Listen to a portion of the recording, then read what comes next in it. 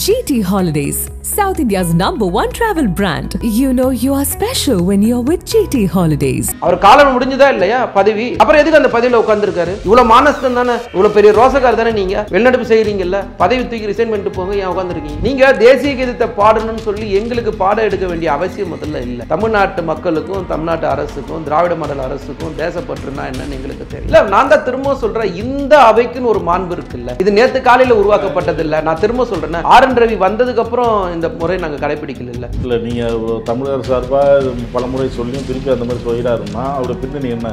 RSS உடைய agenda. இந்த மாதிரிலாம் ஒப்பிடாதீங்கன்னு சொல்றாங்க. உண்மையை பேசுறதுல என்ன ஒப்பீடு?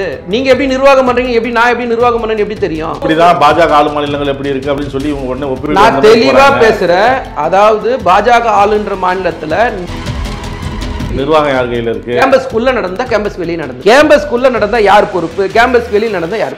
சொல்லுங்க. எல்லா அறிவாளிகளையும் கூப்பிடுங்க. துணை முதலமைச்சர் ஏன் பேச மாட்டேங்கிறாரு? எப்ப பேசணும் இல்ல ஒரு அப்படின்னு கேக்குறாங்கல்ல. நான் கேக்குறேன்.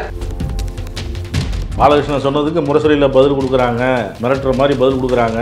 அக்கா தமிழிசை கனவு காண்றது தப்பு இல்லை, ஆனா கனவு மட்டுமே காணக்கூடாது.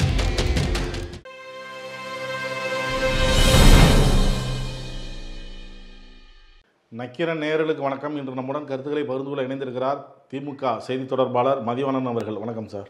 வணக்கம். கடந்த முறை போன்று இந்த முறையும் சட்டப்பேரவையில் தேசிய கீதம் அவமதிக்கப்பட்டிருக்கு அப்படின்னு ஆளுநர் மாளிகை சொல்லுது. ஒரு ஆளுநரோட வேலை என்னன்னா, ஒரு தமிழக அரசு என்ன ஒரு உரை கொடுக்குதோ அந்த உரையை வாசிக்க வேண்டியது அவருடைய வேலை. ஆனால் மாற்றா அவர் என்ன பண்ணுறாருன்னா, ஒவ்வொரு முறையும் தன்னுடைய கருத்தை திணிக்கிறதுக்கு முயற்சி பண்ணுறார். இந்த அவைக்குன்னு ஒரு மாண்பு இருக்குது. இந்த தமிழக அரசோட சட்டமன்ற நிகழ்வுகளுக்குன்னு கடந்த கால வரலாறு ஒன்று இருக்குது. அதாவது உரையை துவங்கும் போது தமிழ்தாய் வாழ்த்து பாடுவதும், சட்டமன்ற நிகழ்வு முடியும் போது தேசிய கீதம் பாடுறதும் ஒரு வழக்கம். ஆனால் இந்த தேசிய கீதத்தை அவர் முதல்லையே பாட சொல்ல வேண்டிய அவசியம் என்னன்றது எங்களுக்கு புரியல.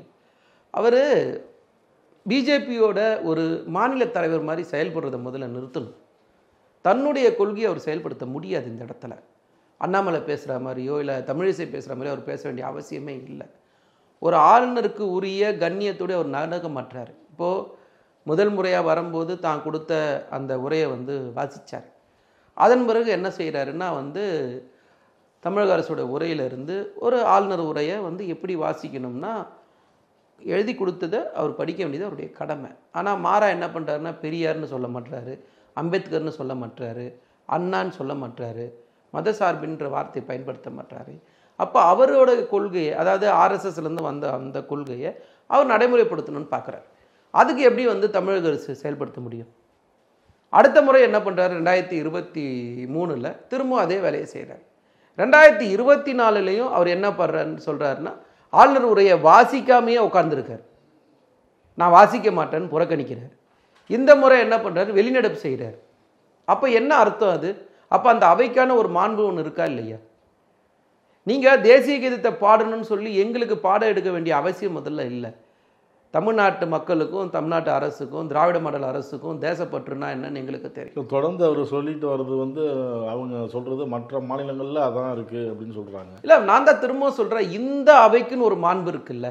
இது நேற்று காலையில் உருவாக்கப்பட்டது இல்லை. நான் திரும்ப சொல்றேன்னா, ஆர்.என். ரவி வந்ததுக்கு அப்புறம் இந்த முறை நாங்கள் கடைபிடிக்கல. இல்லை, நீங்க தமிழர் சார்பா பல முறை சொல்லியும் திருப்பி அந்த மாதிரி சொல்லிடாருன்னா அவருடைய பின்னணி என்ன? ஆர்எஸ்எஸ் உடைய அஜெண்டா. ஏன்னா அவங்க மட்டும்தான் தேசப்பற்றுக்கு இருக்கிற மாதிரியும் ஆர்எஸ்எஸ்க்கு தேசப்பற்றுக்கு என்ன கணக்கு இருக்குது, கொஞ்சம் யோசிச்சு பாருங்க. சாவர்கருக்கும் இதுக்கும் என்ன சம்பந்தம்? கோல்வால்வருக்கும் இதுக்கும் என்ன சம்பந்தம்? நீங்கள் ஆர்எஸ்எஸ் எந்த காலத்தில் சார் முதல்ல தேசிய கொடியை ஏற்றுந்து சொல்லுங்களா அவங்கள பார்ப்போம். உங்களுக்கும் தேசப்பற்றுக்கும் சம்மந்தமே கிடையாது, உங்களுக்கும் தேசியத்துக்கும் எந்த சம்மந்தமும் கிடையாது. நீங்கள் எந்த அடிப்படையில் இதை நீங்கள் ஏதோ பெரிய பற்றாளர்கள் மாதிரியும் எங்களுக்கு நீங்கள் தேசப்பற்று கற்றுக் கொடுக்க வேண்டிய அவசியம் என்ன? ஸோ எங்களுக்கு நீங்கள் தேசப்பற்றோ தேசிய கீதத்துக்கு கொடுக்க வேண்டிய மரியாதையோ நாங்கள் கொடுக்குறோம், ஆர்.என். ரவி தான் கொடுக்கறது இல்லை. அப்போ நீங்கள் கண்ணுக்கு தெரிஞ்சு இதை புறக்கணிக்கிறீங்க. தமிழக அரசுக்குரிய தமிழக சட்டமன்றத்துக்குரிய மாண்பை நீங்கள் காப்பாற்ற மாட்டீங்க. அப்போ உங்களுடைய எண்ணம் வெளிப்படையாக தெரியுது, நீங்கள் ஆர்எஸ்எஸோட அஜெண்டாவை இங்கே நடைமுறைப்படுத்த பார்க்குறீங்க. கடந்த முறை நடந்த மாதிரியே இப்போவும் நடந்துக்கிட்டாரு அப்படின்னு சொன்னீங்க. இது ஒரு பக்கம். இன்னொரு பக்கம் வந்த உடனே கூட்டணியில் இருக்கிற கட்சிகள் ஆளுநருக்கு எதிராக முழக்கம் எழுப்புறது காங்கிரஸ். இல்லை சார், இப்போது நாங்கள் ஒரு கேள்வி என்ன கேட்குறோன்னா, ஆர்.என். ரவி அவருடைய வேலையை செய்தால் கூட்டணி கட்சியில் இருக்கிறவங்க ஏன் அவங்க கருப்பு கொடி காட்ட போகிறாங்க? அவர் நான் கேட்குற ஒரே கேள்வி, ஆர்.என். ரவி அவர்கள் ஆளுநருக்குரிய கண்ணியமிக்கு நடந்துக்கிறாரா? பொதுவெளியில் அவர் ஒரு கருத்து பேசுகிறாரு. நீங்கள் வெளிப்படையாக பாருங்களேன். நீங்கள் சிதம்பரம் நடராஜர் கோயிலில் நடந்த குழந்தை திருமணம் பற்றிலாம் அவர் பேச வேண்டிய அவசியம் என்ன? சனாதனத்தை பற்றி பேச வேண்டிய அவசியம் என்ன? கால்டுவெல் பற்றி பேச வேண்டிய அவசியம் என்ன?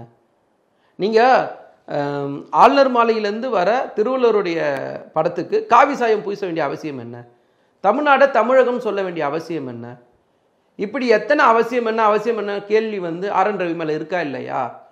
அப்போ ஆர்.என். ரவி தன்னுடைய வேலையை முழுக்க முழுக்க திசை திருப்புறது அவங்க கேட்க தானே செய்வாங்க. சட்டமன்றத்தால் நிறைவேற்றப்பட்ட ஒரு மசோதாவுக்கு அவர் ஒப்புதல் கொடுக்காம வெயிட் பண்ணுறாரு. யாருக்காக காத்திருக்காரு? எதுக்கு அதை போடுறாரு? இதில் காங்கிரஸை விட்டு திமுக செய்ய சொல்லுதா, வேல்முருகனை விட்டு திமுக அந்த முழக்கத்தை எழுப்ப சொல்லுதா அப்படின்னு ஒரு குற்றச்சாட்டு. சார், ஒரு விஷயம் நல்லா புரிஞ்சுங்க. திமுக ஒரு விஷயத்தை எதிர்ப்பு தெரிவிக்குதுன்னா யாருக்கும் பயப்படாது, எதை பற்றி கவலைப்படாது, யாரையும் சொல்லி செய்ய வேண்டிய அவசியம் எங்களுக்கு இல்லை. நாங்கள் கருப்பு கொடி காட்டணும்னா தைரியமாக காட்டுவோம், சரிங்களா? அதுக்கு நான் பயப்படுற கட்சி திமுக இல்லை. முதல்ல அதை நம்ம தெளிவாக உணர்ந்தோம். நாங்கள் பெரிய பெரிய விஷயத்தெல்லாம் பார்த்தோம். இன்னைக்கு இருக்கிற தமிழ்நாட்டு அரசியல் சட்டப்பேரவையில் எதிர்கட்சி அதிமுக இந்த அண்ணா பல்கலைக்கழக மாநில விவகாரத்தை எப்படியும் எழுப்போம், அதுக்காக வேல்முருகனை விட்டு துணைவேந்தர் நியமிக்காததால தான் இந்த பிரச்சனை அப்படின்னு முழக்கத்தை எழுப்ப சொல்லியிருக்கிறாங்க திமுக.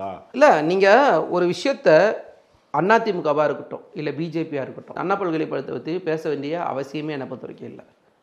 ஏன்னா ஒரு குற்றச்சாட்டு வருது, குற்றச்சாட்டு வந்த 3 மணி நேரத்துக்குள்ள குற்றவாளி கைது செய்யப்படுறாரு, சிறையில் அடைக்கப்படுறாரு. இதே அதிமுக ஆளுங்கட்சியாக இருக்கும்போது பல பெண்கள் கொல்லப்பட்ட விஷயங்கள் இருக்குது.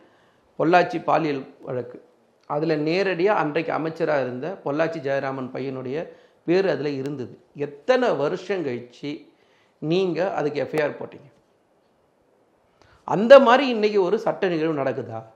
இதுதான் கேள்வி. அப்படி இருக்கும்போது அதை நீங்கள் பேசுகிறது அதுக்காக இதை செய்கிறாங்கன்ற அவசியமே முதல்ல இல்லை. ரெண்டாவது ஆர்.என். ரவி தன்னுடைய வேலையை செய்யலை. நான் முதல்லேருந்து சொல்கிறது அதுதான். அவர் எந்த வேலையும் செய்கிறது கிடையாது. நாங்கள் தெளிவாக தான் சொன்னோம். எந்த யூனிவர்சிட்டிஸுக்கும் சம்மந்தம் இல்லாமல் பேசுறது, எந்த யூனிவர்சிட்டிஸில் போய் அவர் இஷ்டத்துக்கு ஒரு வேலையை செய்கிறது, அவர் இஷ்டத்துக்கு ஒரு பதிவாளர் நீக்கிறது, ஒரு பதிவாளரை போடுறது, ஒரு துணைவேந்தரை போட வேண்டிய இடத்துல போடாமல் இருக்கிறது, இதெல்லாம் செய்கிறது யார்? ஆர்.என். ரவி தான். So R. N.. ரவி தன்னுடைய கடமையை செய்ய தவறுறாரு. சார், வெளிப்படையாக பார்த்தீங்கன்னா நீங்கள் அவரோட பதவி காலம் முடிஞ்சிடுச்சு சார். ஒட்டுண்ணி மாதிரி உட்காந்துருக்காரு. ராஜினாமா செஞ்சுட்டு போனோம், இதான் முறை. அவர் காலம் முடிஞ்சுதா இல்லையா பதவி? அப்புறம் எதுக்கு அந்த பதவியில் உட்காந்துருக்காரு? இவ்வளோ மானஸ்தம் தானே, இவ்வளோ பெரிய ரோசக்கார் தானே நீங்கள்? வெளிநடப்பு செய்கிறீங்கல்ல, பதவி தூக்கி ரிசைன் பண்ணிட்டு போங்க. ஏன் உட்காந்துருக்கீங்க? பதவி நீட்டிப்பு கொடுக்கப்பட்டுள்ளதா? சொல்லுங்க. எந்த அடிப்படையில் நீங்கள் முதல்ல அடுத்த ஆளுநர் நியமிக்கிற வரை இவருக்கு அந்த கான்செப்டில் தான் இருக்கிறீங்க. நீங்கள் அந்த கான்செப்டில் தான் இருக்காங்க, வேற எந்த ஒரு கான்செப்டில். இவருக்கு முறைப்படி நீட்டிக்கவும் படலை, முறைப்படி இன்னொரு ஆளும் போடலை. சரி, அடுத்த ஆள் போடுற வரைக்கும் சீட்டில் உட்காந்துருக்கீங்களே தவிர இவ்வளோ ரோஷக்கார் தானே நீங்கள்? வெளிநடப்பு செய்கிற அளவுக்கு ரோஷம் இருக்குல்ல உங்களுக்கு? நான் என்ன கேட்குறேன், இவ்வளோ ரோஷம் இருக்கு, நீங்கள் தயவு செஞ்சு பதவி ராஜினாமா பண்ணிட்டு போங்க. வெற்று விளம்பரம் தான் அந்த ஆளுநர் உரையில் இருக்குது. அது ஆளுநரை படிக்க விடல, சபாநாயகரே படிச்சுக்கிறாரு அப்படிங்கிறாரு எடப்பாடி. இல்லைங்க, எடப்பாடி பழனிசாமியை பொறுத்தவரைக்கும் நான் திரும்பவும் சொல்கிறேன், மாநில உரிமையோ மாநில சுயாட்சியோ மொழி உரிமையோ இல்லை சட்டமன்ற மரபு பற்றிலாம் எடப்பாடி பழனிசாமி பேசக்கூடாது. அந்த தகுதியே எடப்பாடி பழனிசாமிக்கு இல்லை. டேபிள் கீழே உருண்டு போய் பதவி வந்துட்டு ஒரு ராத்திரியில் கூவத்தூர் ரெசார்ட்டில் பதவிக்கு வந்த எடப்பாடி பழனிசாமிக்கு என்ன தெரியும்? மாநில உரிமைனா என்ன, மாநில சுயாட்சினா என்னன்னு தெரியுமா? சார், திரும்பவும் சொல்கிறேன், மக்களுக்கான ஆட்சி நடக்கிறதுனால தான் மக்கள் தொடர்ச்சியாக வெற்றி கொடுக்குறாங்க. 10 வெற்றி, ஒரு வெற்றி இல்லை, அதுவும் 100% வெற்றி. நீங்கள் சொல்கிற அந்த பொய்யான குற்றச்சாட்டை மக்கள் புறக்கணிச்சிட்டாங்க. ஸோ மக்களோட நாங்கள் இருக்கோம், எங்களோட மக்கள் இருக்காங்க, அதில் நாங்கள் தெளிவாக இருக்கோம். நாங்கள் எந்த பிரச்சனையை திசை திருப்ப வேண்டிய அவசியம் முதல்ல எங்களுக்கு இல்லை. எந்த பிரச்சனையும் வந்தாலும் அதுக்கான நடவடிக்கை என்னவோ, அந்த சட்ட நிகழ்வு என்னவோ, சட்ட போராட்டம் என்னவோ, அதை நாங்கள் தெளிவாக செய்கிறோம். யாரை பற்றியும் நாங்கள் கவலைப்படுற மாதிரி இல்லை. மக்களுக்கான ஆட்சி நாங்கள் கொடுக்கோம். பாமகவும் வெளிநடப்பு செய்யுது. இல்லை சார், நான் அவங்க சொல்கிற குற்றச்சாட்டு ஒரு போராட்டம் நடத்துறதுக்கு அனுமதிக்க மறுக்கிறாங்க. ஜனநாயக முறைப்படி எதிர்கட்சிகள் தங்களுடைய குற்றச்சாட்டை, மக்கள் பிரச்சனைகளை எடுத்து சொல்கிறதுக்கு அனுமதிக்க மாட்டேங்கிறாங்க, கைது பண்ணுறாங்க. பெண்கள் போராட்டம் நடத்துனாலும் கைது. இல்லைங்க, நான் என்ன கேட்குறேன், போராட்டம் எப்போ பண்ணணும்? ஒரு சம்பவம் நடக்குது, சம்பவத்தோட வெளிப்பாடு ஒருத்தர் மேலே குற்றச்சாட்டு சொல்கிறாங்க, நடவடிக்கை எடுக்கலன்னு நீங்கள் போராட்டம் பண்ணணும். ஒரு சம்பவம் நடக்குது, சம்பவம் நடந்த அடுத்த 3 மணி நேரத்தில் குற்றச்சாட்டப்பட்ட நபர் கைது செய்யப்படுறாரு, எஸ்ஐடி அமைக்கப்பட்டிருக்கு, விசாரணை தனியாக நடக்குது, காவல்துறை தனியாக விசாரிக்கிறாங்க. எல்லாம் நடந்துன்னு இருக்கும்போது நீங்கள் எதுக்கு போராட்டம் பண்ணணும்? நாங்கள் பொள்ளாச்சியல் பாலியல் வழக்குக்கு போராட்டம் பண்ணோம் சார். 1.5 வருஷம் எஃப்ஐஆர் போடல, போராட்டம் பண்ணோம். எஃப்ஐஆரே போடல, ஆனால் நாங்கள் குற்றவாளியை கைது பண்ணிட்டோம்.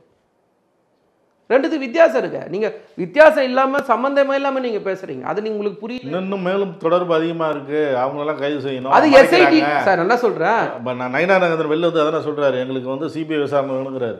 இல்ல, நயினா நாகேந்திரன் பிஜேபி இதை பேசுறதுக்கு என்ன தார்மீக உரிமை இருக்கு, என்ன தகுதி இருக்கு? நீங்க தயவு செஞ்சு சொல்லுங்க. காஷ்மீர்ல 10 வயசு குழந்தைய கற்பழிச்சாங்க. இந்த மாதிரிலாம் ஒப்பிடாதீங்கன்னு சொல்றாங்க. உண்மையை பேசுறதுல என்ன ஒப்பீடு? நீங்க எப்படி நிர்வாகம் பண்றீங்க, எப்படி நான் எப்படி நிர்வாகம் பண்ணேன்னு எப்படி தெரியும்? இங்க நடக்கிறது இப்ப உள்ளவருக்கு நீதி கேட்டா அதுக்கு என்ன நீதி கொடுங்க, உடனே இப்படிதான் பாஜக ஆளு மாநிலங்கள் எப்படி இருக்கு அப்படின்னு சொல்லி உடனே ஒப்பீடு. நான் தெளிவா பேசுறேன். அதாவது பாஜக ஆளுன்ற மாநிலத்துல நீங்க ஒரு பாலியல் வழக்கை எப்படி அணுகுறீங்க, அதுவே எங்க மாநிலத்துல ஏதோ ஒரு மூலையில நடந்த ஒரு பிரச்சனை, உங்களை மாதிரி அமைச்சர்கள் போய் அன்னைக்கு ஏன் அந்த குற்றவாளிக்கு தண்டனை கொடுத்தீங்கன்னு போராட்டம் நாங்கள் பண்ணலை. உங்களில் இருக்கிற எம்எல்ஏ, உங்களில் இருக்கிற எம்பி சார், ஒரு டேட்டா ஒன்று இருக்குது சார். அதாவது 755 எம்பிஸ், 3988 எம்எல்ஏ இருக்காங்க இந்த இந்தியா ஃபுல்லாக. இதில் 155 எம்எல்ஏ எம்பிக்கள் மேலே ஒரு பாலியல் வழக்கு நிலுவையில் இருக்குது இப்போது இந்தியா ஃபுல்லாக. அதில் 54 பேர் யாருன்னா பிஜேபி கட்சி சார்ந்தவங்க. இது நான் சொல்லலை, தேசிய குற்ற ஆவண காப்பகம் சொல்லுது. ஸோ தரவுகள் தான் நம்ம இங்கே பேச முடியும். நீங்கள் ஏன் அதை ஒப்பிட்டு பேசுனா, யாரோட ஒப்பிட்டு பேசுறது?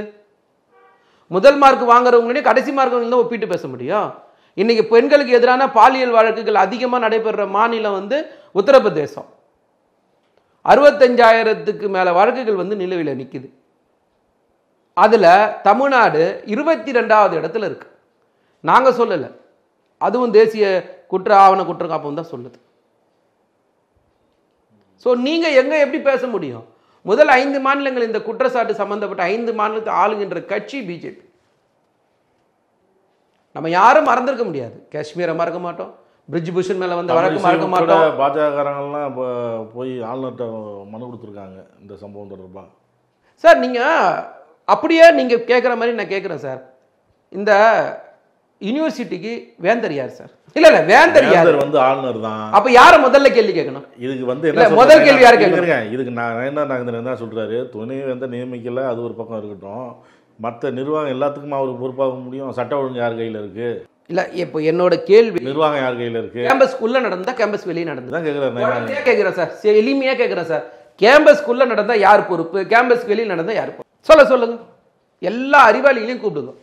கேம்பஸ்க்குள்ள நடந்தா ஹெட் ஆஃப் த டிபார்ட்மெண்ட் தான் பதில் சொல்லுங்க. அப்படி பார்த்தா அவர் என்ன கேட்குறாரு, கைது செய்யப்பட்ட குற்றவாளி மேலே ஏற்கனவே இந்த மாதிரிலாம் வழக்கெல்லாம் இருக்கு, அப்படி இருக்கும்போது அவர் எப்படி வெளியில இருந்து இந்த மாதிரி இருக்கிறாரு, அதனால தானே இந்த தவறு நடந்திருக்கு அப்படின்னு கேட்குறாருல்ல. அமித்ஷா மேலே, மோடி மேலே, பிஜேபி தலைவர்கள் மேலாம் பல வழக்குகள் இருந்தது. அது வரைக்கும் எல்லாரும் அவங்க ஜெயிலில் இருந்தாங்க. எந்த குற்றவாளியை காப்பாற்ற வேண்டிய அவசியம் எங்களுக்கு இல்லை சார். தப்பு செஞ்சவங்க தண்ணி குடிச்சு தான் ஆகணும், அதில் மாற்றம் கிடையாது. தப்பு செஞ்ச நபரை கைது பண்ணமா இல்லை, இன்னைக்கு ஜெயிலில் இருக்காரா இல்லையா, அவர் மேலே நடவடிக்கை எடுக்காமல் இருக்கிறோமா நாங்கள் எங்கேயாவது ஒரு இடத்துல? யாரையும் காப்பாற்ற வேண்டிய அவசியம் இல்லைன்னு தான் நாங்கள் திரும்ப திரும்ப சொல்கிறோம். அறிவிக்கப்படாத அவசர நிலை தமிழகத்தில் நிலவுது அப்படிங்கிறாங்க தமிழிசை. ஆளுநரை பார்த்துட்டு வெளியில் பேசும்பொழுது தமிழிசை அக்காவுக்கு அவசர நிலைன்னா என்னன்னு தெரியல. அவசர நிலையில் இந்த மாதிரி 10 பேர் சேர்ந்து பேச முடியுமா? போராட்டம் பண்ண முடியுமா? பேச்சுரிமை முதல்ல இருக்கா சார்? சொல்லுங்க சார். அவசர நிலை அதாவது வாய் இருக்குது, கேமரா இருக்குது, பேச தெரியுன்றதுக்காக என்ன வேணா பேச முடியாது. தமிழ்நாட்டில் ஒரு பெண்ணுக்கு இந்த மாதிரி ஒரு அநீதி நடந்திருக்கு அப்படிங்கிறப்ப முதலமைச்சர் நான் ஒரு சகோதரனாக துணை நிற்பேன், நீதி வாங்கி தருவேன் அப்படின்னு பேசியிருக்கணும். ஏன் பேச மாட்டேங்கிறாரு? துணை முதலமைச்சர் ஏன் பேச மாட்டேங்கிறாரு? அமைச்சர் ஏன் பேச மாட்டேங்கிறாரு? எப்போ பேசணும் இல்லை ஒரு விஷயம் அப்படின்னு கேட்குறாங்கல்ல. நான் கேட்குறேன், ஒரே ஒரு கேள்வி தான் சார். ஒரு அமைச்சர், ஒரு முதலமைச்சர் எப்போ பேசணும்? துறை சார்ந்த நடவடிக்கைகள்னா பேசணும். துறை சார்ந்த நடவடிக்கை எடுத்தாச்சு, அப்புறம் எப்படி பேசுவாங்க? ஆளாளுக்கு ஒரு கருத்து சொல்லி, கமெண்ட் சொல்லி நீங்கள் பிரச்சனையை திசை திருப்பணும்னு ஆசைப்பட்றீங்களா? நான் தெரியாமல் தான் கேட்குறேன். அப்படி பார்த்தா இந்த நாட்டில் பிரதமர் எல்லாத்துக்கும் பேசணும். மணிப்பூரை பற்றி பேசணும், உத்தரப்பிரதேசத்தை பற்றி பேசணும், காஷ்மீரில் நடந்த பாலியல் குற்றச்சாட்டை பற்றி பேசணும், எதுக்கு பேசியிருக்காரு? போராட்டம் நடத்த அனுமதி இல்லைன்னு கூட்டணி கட்சிக்காரங்களே சொல்றாங்களே. கே பாலகிருஷ்ணன் மாநாட்டில் சார், பேசுறாரு. எந்த இடத்துல யார் போராட்டம் நடத்தக்கூடாதுன்னு சொன்னது சார்? அதான் திரும்ப திரும்ப கேட்கணும். அவங்க மாநாட்டில் அவர் பேசுறாரு, கே பாலகிருஷ்ணன் பேசுறாரு, மார்க்சிஸ்ட் சார். அவர் வந்து ஒரு திரும்ப நல்லா புரிஞ்சுங்க, ஒவ்வொரு கட்சிக்கும் கருத்து சொல்ல உரிமை இருக்கு. அவங்க அந்த கருத்தை ஏன் சொன்னாங்கன்றது நம்ம கருத்து சொல்ல முடியாது. தெளிவாக சொல்கிறார். அவர் சொல்றது உரிமை இருக்கு, அவர் கருத்து சொல்றாரு. ஆனால் என்னோட கேள்வி என்னன்னா, எந்த இடத்துல அந்த மாதிரி நடந்ததுதான் என்னோட கேள்வி. யார் சொல்லியிருந்தாலும் அந்த மாநாட்டுக்கு தான் இல்ல, அதுதான் நான் தெளிவா சொல்றேன். அந்த மேடையில் அவர் பேசுறது அவரோட உரிமை. அவர் சொல்லும் போது எந்த போராட்டம்னு சொல்லணும். ஒரு 4 நாளைக்கு முன்னாடி தீக்கதிரில் ஒரு ஆர்டிக்கலே வந்திருக்கு சார், எந்தெந்த போராட்டம்லாம் கம்யூனிஸ்ட் கட்சி நடத்திச்சுன்னு சொல்லிட்டு. 23 போராட்டம் நடத்திருந்தா அதே தீக்கதிரில் வந்து ஸ்டேட்மெண்ட்டாக பாலகிருஷ்ணன் ஐயா தான் கொடுத்துருக்காரு. பாலகிருஷ்ணன் சொன்னதுக்கு முரசொலியில் பதில் கொடுக்குறாங்க, மிரட்டுற மாதிரி பதில் கொடுக்குறாங்க. எதிர்கட்சிகளை தான் மிரட்டினாங்கன்னா இப்போ கூட்டணியில் இருக்கிற கட்சியிலே மிரட்டுறாங்க. கருத்து சுதந்திரம் இல்லை, 2026 அந்த கூட்டணி இருக்காது அப்படிங்கிறாங்க தமிழிசை. கூட்டணி கட்சிகளுக்கே அப்படி பண்ணுறாங்க. அதாவது அக்கா தமிழிசை வந்து கனவு காண்றது தப்பு இல்லை, ஆனால் கனவு மட்டுமே காணக்கூடாது. நான் திரும்ப சொல்கிறேன், 4 பேர் இருக்கிற அண்ணன் தம்பியிலேயே 400 கருத்து இருக்கு. இங்கே 10 கட்சி சேர்ந்து ஒரு கூட்டணி அமைக்கிறோம். அப்போ கருத்து இல்லாமல் எப்படி இருக்கும்? கருத்து இருக்கணும். இருந்தால் தான் அதுக்கு பேர் ஜனநாயகம். சர்வாதிகார ஆட்சியெல்லாம் கிடையாது சார். நம்ம ஜனநாயக நாட்டில் இருக்கிறோம். ஒவ்வொருத்தரும் ஒரு கருத்து சொல்கிறாங்க, இறுதி முடிவு என்ன, அதுதான் நம்ம பார்க்கணும். யார் அந்த சார்னு எடப்பாடி உட்பட அதிமுக எம்எல்ஏக்கள் இன்னைக்கு சட்டத்திலேயே. எடப்பாடி பழனிசாமி பொறுத்த வரைக்கும் யாரோ எழுதி கொடுக்கறத, யாரோ பேச சொல்கிறத, யாரோ சொல்கிறதுக்கு செய்கிறாருன்னு வச்சுங்களேன். நாங்கள் கேட்குறேன், யாரோ ஒரு சாரு கொடநாடு கொலை கொள்ளை வழக்கு சம்பந்தப்பட்ட யாரோ அந்த சார் யாருன்னு சொல்லுங்க. அம்மையார் ஜெயலலிதா மரணத்தில் நீதி கேட்டு உண்ணாவிரதம் தந்தாரா? தர்மயுத்தம் நடந்த ஓ பன்னீர்செல்வம் கேட்டார், யார் அந்த சாருன்னு சொல்லுங்க. அம்மையார் ஜெயலலிதா மரணத்துக்கு காரணம் யார் அந்த சார் சொல்லுங்க.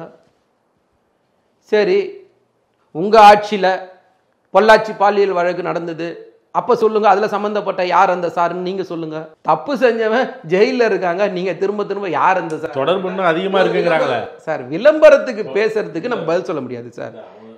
இதுதான் நான் சொல்லுவேன். எடப்பாடி பழனிசாமி மக்கள் புறக்கணிச்சாச்சு. தன்னோட இருப்பை காட்டுறதுக்கு விதவிதமாக டிசைனாக அவர் பண்ணுற விளம்பர யுக்தியெல்லாம் யாரும் இங்கே ரசிக்கலை. இதுதான் நாங்கள் சொல்ல வந்த கருத்து.